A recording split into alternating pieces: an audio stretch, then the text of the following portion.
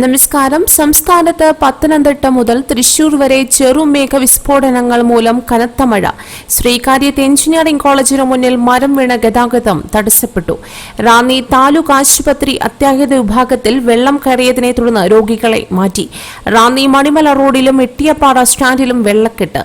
തിരുവനന്തപുരം ചെമ്പകമംഗലത്ത് വീടിന്റെ ചുമരിടിഞ്ഞ് 4 പേർക്ക് പരിക്കേറ്റു.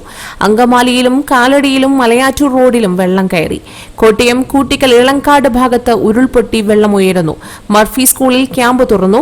കനത്ത മഴയുടെ പശ്ചാത്തലത്തിൽ ഏത് സാഹചര്യത്തെയും നേരിടാൻ സർക്കാരും തദ്ദേശ സ്വയംഭരണ സ്ഥാപനങ്ങളും സജ്ജമാണെന്ന് മന്ത്രി കെ രാജൻ പറഞ്ഞു. തിരുവനന്തപുരത്ത് fire force control room 0471 2333 101. Munnar gap road വഴി ഗതാഗതം നിരോധിച്ചു. ഇടുക്കി തോട്ടം മേഖലയിൽ ജോലികൾ പാടില്ല. പുഴയോരങ്ങളിൽ ജാഗ്രതാ നിർദ്ദേശം നൽകി. മണിമലയാറ്റിൽ ജലനിരപ്പ് ഉയർന്നു. അരുവിക്കര ഡാമിന്റെ ഷട്ടർ ഉയർത്തി. ജാഗ്രത പാലിക്കണമെന്ന് കളക്ടർ നിർദ്ദേശം നൽകി. ചാലക്കുടി പുഴയിൽ ജലനിരപ്പ് ഉയരും. പുഴയോരത്തുള്ളവർക്ക് ജാഗ്രതാ നിർദ്ദേശം. കാഞ്ഞിരപ്പള്ളി 26-ാം മൈലിൽ വെള്ളം കയറി. എരുമേലി മുണ്ടക്കയം ഭാഗത്തേക്ക് യാത്ര നിരോധിച്ചു. കോട്ടയം ചിറക്കടവിൽ വെള്ളം കയറി.